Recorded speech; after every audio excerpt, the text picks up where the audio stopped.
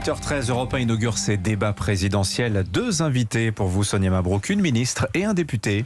Bienvenue à tous les deux sur Europe 1. Bonjour Agnès Pannier-Runacher. Bonjour Sonia Mabrouk. Et bonjour à vous Damien Abad. Bonjour Sonia Mabrouk. Au lendemain de l'interview du président de la République, nous consacrons cet entretien à un face-à-face dans le cadre des présidentielles. La parole à l'opposition tout d'abord avec vous Damien Abad. La droite notamment, mais pas seulement, toute l'opposition a dénoncé à l'avance un exercice d'un président candidat qui s'offre 2 heures d'antenne pour vanter son bilan. Je rappelle que l'intitulé de l'exercice était « Où va la France ?» Est-ce que vous le savez ce matin ? Non, la réalité c'est qu'hier on a eu un exercice d'autosatisfaction, c'était pas « Où va la France ?» C'était « Où va Emmanuel Macron ?» et c'était surtout un exercice, moi j'ai trouvé sur la forme à la fois de l'insincérité par moment et surtout beaucoup de narcissisme. La vérité c'est que c'était moi-je, matin, midi et soir. Et ça tranche avec la complexité du monde, avec la complexité des décisions qu'il y a à prendre, ça tranche aussi avec notre candidate qui a construit, Valérie Pécresse, autour d'elle, une vraie équipe de France, une force collective. Et moi c'est ça qui m'a frappé. L'image d'un homme seul, beaucoup de contrition, beaucoup de concessions, peu d'avancées sur le fond, et puis enfin, 2 choses. L'échec du président réformateur. Parce qu'il y a pas, les réformes n'ont pas abouti, et l'exemple criant, c'est la réforme des retraites. Et l'échec aussi d'un président réconciliateur. Ni réforme de la France, ni réconciliation des Français. Et donc aujourd'hui, on avait peut-être un candidat avec un programme qui tendait à aller à droite. On a aujourd'hui clairement un président avec un bilan de gauche sur la délinquance, sur les violences, sur l'insécurité, sur les questions de pouvoir d'achat ou d'immigration. Alors on va entrer dans les détails, mais sur la forme, que répondez-vous Agnès Pannier-Runacher ? Est-ce que ce fut une émission d'auto-justification ? Je ne crois pas, au contraire. C'est un président qui n'est pas dans l'esquive, qui répond à toutes les questions des Français. Un président qui est au travail aussi. Et moi, au contraire, j'ai trouvé que on prend la mesure de toutes les réformes qui ont été menées pendant ce quinquennat. La réforme de la SNCF, les Républicains en ont parlé, Emmanuel Macron l'a fait. La réforme du chômage, les Républicains en ont parlé, Emmanuel Macron l'a fait. La réforme de la fiscalité, les Républicains en ont parlé, Emmanuel Macron l'a fait. Et je pourrais ainsi continuer sur les ordonnances travail. Et des réformes qui ne sont pas des réformes pour des réformes, mais qui sont des réformes au service des Français, des réformes qui créent de l'emploi, par exemple.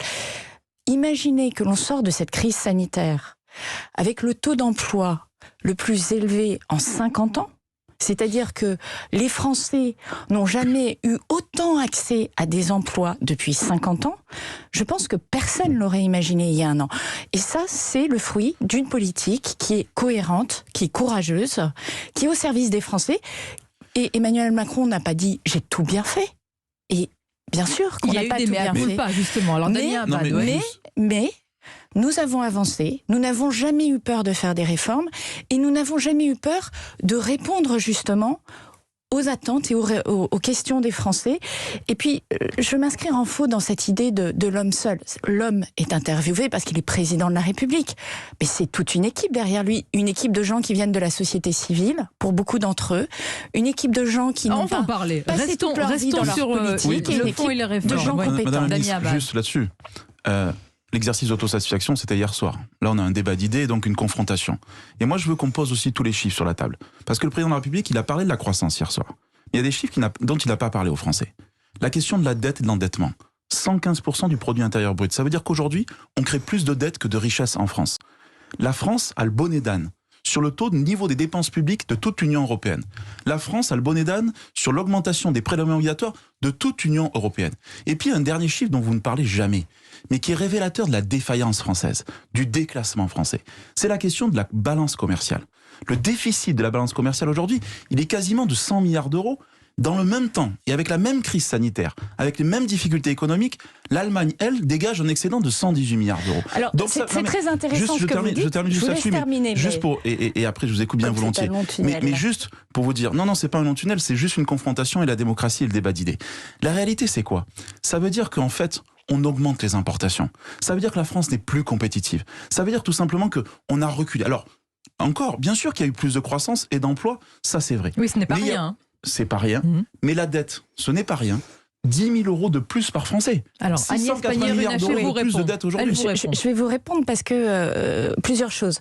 D'abord, ce sont les mêmes qui vous expliquent qu'il y a plus de dettes et qui, pendant la discussion du projet de loi de finances, introduisent par amendement, essayent d'introduire par amendement dans le projet de loi de finances plus de 40 milliards d'euros de dépenses additionnelles. C'est le gouvernement. Ça, c'est les Républicains. Non. C'est le gouvernement qui a créé l'amendement le plus cher de l'histoire des finances publiques. Je vous cite les chiffres. Vous me coupez, je vais essayer, si vous permettez, Damien Abad. Laissez Agnès Pannier-Runacher. Si vous permettez, je vais essayer d'aller jusqu'au bout de mon propos.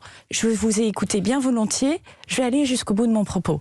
Vous parlez des prélèvements obligatoires. Je ne sais pas où vous avez vu que les prélèvements obligatoires avaient augmenté. Ils ont augmenté sous Nicolas Sarkozy, c'est parfaitement exact. Je crois même que Valérie Pécresse était secrétaire d'État au budget.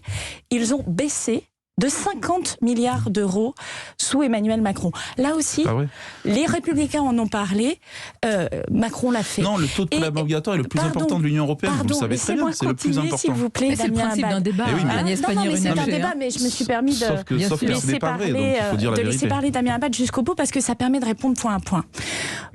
Vous parlez de la richesse, mais un taux de croissance, c'est très exactement la création de richesse du pays. Et 6,7%, qui n'est pas le chiffre que je donne moi, mais qui est le chiffre des économistes, c'est le plus important chiffre en 50 ans. Vous parlez de la balance commerciale. Mais parlons-en de la balance commerciale. Parce que vous avez raison de dire que c'est un des points noirs encore à régler.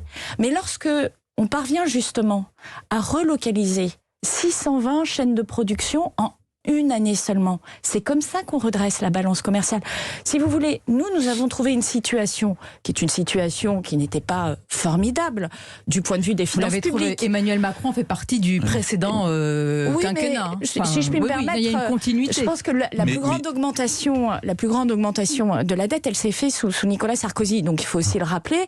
Et c'est un bilan sous Nicolas Sarkozy où Valérie Pécresse était partie prenante du gouvernement, en charge du budget, donc de sujets qui étaient assez centraux sur les finances publiques, et où en fait on sort de ce mandat avec une augmentation des impôts, un taux de croissance à 0 et un taux de chômage à 2 chiffres. Et une crise financière à ce moment-là incroyable. La crise que nous venons de traverser, elle n'est pas plus importante. C'est la crise du siècle. Donc soyons sérieux. Et on avance. Si on doit exercer des chiffres, soyons sérieux, et on voit que la politique du président de la République, non seulement elle a protégé les Français, et moi j'aimerais savoir où on aurait dû faire des économies. Si c'était les commerçants et les artisans qu'il ne fallait pas aider, si c'était les salariés qui devaient perdre leur emploi parce qu'on n'aurait pas activé l'activité partielle. Vous répond. C'est ça l'enjeu. Non, d'abord, vous ne ferez pas le coup du bilan de la droite. Depuis 2007, ça ne nous a pas échappé, la droite n'a pas gagné une seule élection présidentielle. Entre-temps, il y a eu François Hollande, et il y a eu un ministre de l'économie de François Hollande qui s'appelait Emmanuel Macron. Et c'est vrai, vous avez raison sur un point, il y a une grande continuité entre le hollandisme et le macronisme. Les deux ont augmenté la dépense publique. Les deux ont creusé les déficits et la dette de la France. Les deux ont augmenté les impôts. Et sur le taux de prélèvement obligatoire, vous ne pouvez pas dire cela. La vérité aujourd'hui, c'est que le taux de prélèvement obligatoire, c'est le plus important d'Europe. Vous pouvez... Non, mais attendez, je peux pas vous laisser dire que la France a augmenté Emmanuel Macron. Non. Je sais qu'En Marche, vous avez du mal avec le débat, mais il va falloir quand même s'y habituer parce qu'on commence à rentrer dans une campagne présidentielle. Je veux terminer là-dessus. Vous avez dit qu'Emmanuel Macron avait augmenté les impôts, il les a baissés de 50 milliards d'euros. De 50 milliards d'euros. Et la taxe sur les carburants, Madame Pannier, on en parle ? Et la prolongation de la CRDS. Mais la taxe sur les carburants, nous le rendons sous forme de chèque énergie. La contribution de remboursement de l'aide sociale. Non, donc c'est faux. C'est faux ce que vous dites. Non, c'est pas faux. La taxe d'habitation a diminué. Non, mais soyons sérieux. Non, mais on est sérieux justement. Mais non, on n'est pas dans un Conseil national d'En Marche. Ici, il y a le débat d'idées. Et donc, soyons très clairs. La réalité aujourd'hui, et d'ailleurs, on parle du bilan économique, mais on pourrait parler du bilan en matière de sécurité, d'autorité de l'État et surtout ces sujets-là. Je veux dire juste une chose. C'est que la réalité aujourd'hui, c'est que les Français ont été dupés. Parce qu'ils ont réélu un président de gauche. Un président qui tout simplement assume quoi ? Eh bien, assume, en début de mandat, je suis désolé, les taxes sur les carburants, elles ont pas, celles qui ont été décidées au départ, elles sont toujours là. Mais vous voyez que vous êtes en train de péniblement essayer de raconter quelque chose qui ne correspond pas à la réalité. C'est la réalité aujourd'hui, malheureusement. La suppression de la taxe d'habitation. Laissez-la répondre. La suppression de la taxe d'habitation. Sur le dos des collectivités locales. Non, elle est complètement compensée, par exemple. Elle est complètement compensée. Par un impôt qui était au département et qui n'y est plus aujourd'hui. C'est que vous êtes encore dans votre vieux mécanisme et vieux système, la droite, la gauche. Vous savez, mais le président Macron, le Nouveau Monde, on a vu ce que ça a donné, le Nouveau beau le monde. président du Et je pense- dépassement. C'est non. celui Pas qui a les deux en été même temps, s'il capable vous plaît. de prendre des mesures, par exemple, courageuses sur la fiscalité du capital, sur le code du travail, celle que vous appeliez de vos voeux, que vous n'aviez Et la jamais été réforme des capable de retraites faire. Et c'est Madame la ministre, cette et la réforme... réforme des retraites Laissez-moi aller La jusqu'au bout, réforme des pardon. retraites Vous aimez le débat, mais vous Bah oui, prenez la mais je parole vous pose une beaucoup, question en sur la réforme des réalité. retraites. Celle qui a permis de créer 1 million d'emplois. Et ça, je suis désolée, mais si on doit être débat et idée contre idée et bilan contre bilan, la réalité, c'est que votre bilan a été catastrophique. Vous êtes le gouvernement de la désindustrialisation. La dernière crise que vous avez gérée, c'est 140 000 suppressions d'emplois nets en une Madame la seule ministre, il y a année. 10 ans, dans l'industrie. venons à aujourd'hui, à demain. Non, Par mais exemple, avec sur les plaisir. réformes. Mais C'est moi, surtout j'aime bien que les gens qui Bien disent sûr. qu'ils ont fait rendent des comptes Mais sur ce on qu'ils se- ont fait. c'est- Donc vous avez si passé maintenant 5 nous ans nous au projetons, pouvoir. Agnès si maintenant nous nous Pannier-Runacher, sur les projetons, réformes, c'est surtout le fait de ne pas avoir réformé les retraites qui marquera aussi ce quinquennat. On l'a entendu hier, Emmanuel Macron, sur cette réforme. mais on comprend bien. rassurez-vous, Non, mais je suis pas inquiète. rassurez-vous, mais si allez-y. effectivement nous avons, et moi je le souhaite, que le président de la République soit candidat, et je souhaite qu'il remporte cette élection, nous ferons la réforme des retraites. Je rappelle que cette réforme, elle a été votée au Parlement en première lecture et que c'est la crise de la Covid qui l'a arrêtée. Et je pense que les Français, je les prends à témoin, au moment de la crise de la Covid, sincèrement, c'était plus trop le moment de faire une réforme aussi importante. Et je crois que tous les Français ont bien compris On peut pas. que nous avons été au travail pour gérer cette crise qui est totalement inédite et que finalement aujourd'hui, lorsqu'on se retourne, elle a plutôt pas été si mal gérée que ça, Damien Abad. surtout lorsqu'on se compare aux pays étrangers. Non, la réalité aujourd'hui, c'est qu'on ne peut pas utiliser l'argument sanitaire pour justifier la non-réforme des retraites. Cette réforme des retraites n'a pas eu lieu parce que cette majorité, ce président de la République et ce gouvernement n'ont pas eu le courage de la mener jusqu'au bout. Pourquoi ? D'abord parce qu'elle était injuste. Elle était injuste avec les femmes et les hommes qui avaient des carrières longues. Elle était injuste avec les petites retraites. Elle était C'est tout le injuste. contraire. Je C'est-à-dire vous- c'est une réforme Madame, qui a augmenté les Est-ce que petites je retraites. peux juste terminer une Allez-y, phrase allez-y, Damien sans être Abad. coupé en permanence ? La réalité, c'est quoi ? C'est que cette réforme des retraites, le gouvernement n'a pas eu le courage de le faire. Il n'a pas eu le courage parce qu'il ne savait pas où il voulait aller. Nous, on a fait un contre-projet avec les groupes et les députés, les Républicains. Et on a dit la vérité aux Français. Et il y a un problème de vérité. Parce qu'il faut dire la vérité. Il faut dire qu'il faut travailler plus longtemps, parce que l'espérance de vie augmente, parce qu'on doit financer la réforme des retraites, et parce qu'au-delà des retraites, on a d'autres enjeux. La réforme de la dépendance, elle n'a pas été faite par ce gouvernement. La réforme de Ça, l'hôpital public, c'est également elle n'a pas inexact. été faite. La réforme Mais de non, l'hôpital public, non, elle a mais également non, été non, faite. Non, non, c'est un Ségur de la santé qui Damien a prévu. Abad, s'il Damien vous plaît, Abad. attendez, pas attendez une une réforme seconde. de Damien l'hôpital Abad, public. Agnès Damien Pannier-Runacher, Abad, pour ouais. ceux qui nous écoutent ce matin, parce que là vous faites un catalogue des réformes, réformes. il y a quand même la situation là du pays. La promesse hier de l'exercice, c'est où va la France ? Agnès Pannier-Runacher et Damien Abad. Madame la ministre, hier il y a eu quelques mea culpa sur des phrases qui ont été dites, qui ont pu blesser les Français, notamment la phrase sur ceux qui ne sont rien dans les gares, etc. Est-ce que le nouveau Macron, c'est celui qui a appris ? On a entendu le j'ai changé, c'est finalement j'ai appris. Selon vous, qu'a-t-il appris ? Qu'est-ce qui va changer s'il y a un autre quinquennat, s'il y a une candidature à venir ?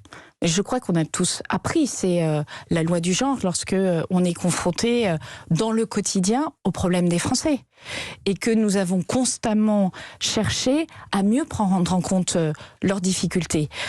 L'obsession du président de la République, c'est pas de réformer pour réformer. C'est de faire en sorte que les Français vivent mieux. C'est de faire en sorte qu'ils puissent vivre de leur travail. Donc c'est pour ça que nous avons mis le paquet pour faire en sorte que les Français aient accès au travail et les jeunes puissent rentrer sur le marché du travail. Les chiffres, par exemple, de l'alternance et de l'apprentissage n'ont jamais été aussi élevés.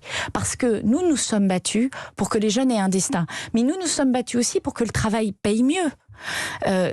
Lorsque ça c'était quand même le mantra de la droite, hein, Damien. Lorsqu'on augmente la prime d'activité à 200 € pour faire en sorte que justement lorsqu'on est au SMIC, on n'est pas 1260 € sur son compte en banque, mais on en est 1490, c'est une mesure absolument essentielle et qui bénéficie à des millions de Français. La réalité, c'est qu'on n'a pas eu un président de la République qui a appris. Pour moi, hier, c'était « j'ai renoncé, j'ai fracturé ». La réalité, c'est qu'on a le président des fractures et des factures. Jamais aujourd'hui, il y a eu autant de fractures françaises. C'est vrai entre les territoires. C'est la fracture médicale. C'est la fracture sociale. Ce sont les difficultés économiques des Français. Et sur le pouvoir d'achat, simplement un mot sur le pouvoir d'achat. À la fois des retraités et de celles et ceux qui y travaillent. Il y a deux problèmes en France. C'est qu'on a voulu faire les poches des retraités. en augmentant la CSG, en n'indexant pas les retraites au niveau de l'inflation et en n'ayant pas le courage de revaloriser les petites retraites. Et parallèlement à ça, sur celles et ceux qui travaillent, l'écart entre les revenus des gens qui travaillent et les revenus dits de l'assistance est trop aujourd'hui étroit. Et donc c'est ça qu'il faut changer. Si on veut une vraie société du travail, si on veut une politique de droite, ça on l'a fait. il faut... Non, ça on l'a fait. On peut peut-être aller plus loin, Damien Abad. Mais c'est pas peut-être aller plus loin. C'est changer de braquet, c'est changer de nature, c'est changer de politique économique et c'est surtout changer de président de la République. Damien Abad, Agnès Pannier-Runacher, les face-à-face de la présidentielle, c'est sur Europe 1 avec Dimitri et moi-même votre serviteur, si on peut dire, pour reprendre l'expression hier. On se retrouve dans quelques instants.